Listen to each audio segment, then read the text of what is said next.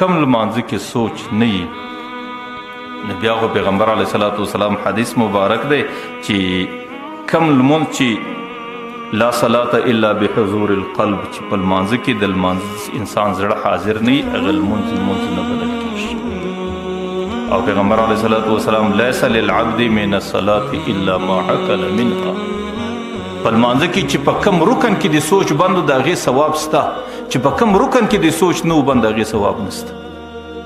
ځکه ډېر خلک په لسو حصو کې کله یوه حصه ثواب پیدا کړي څوک 2 حصې ثواب پیدا کړي څوک 5 حصې ثواب پیدا کړي څوک غریبان در سپایه پورې په لمانځه باندې پوه نشي د لمانځه 1000 ثواب نه کړي پیدا ځکه د ټولو څه ښه طریقه دا ده چې سړی خپله خشوع راوګرځوي ځکه دا د بندو د امتي دپاره معراج دی او دا د الله تعالی ملاقات دی او دی کې د انسان د الله تعالی سره کلام و خبرې کیږي د خپل زړه لوښی د خپل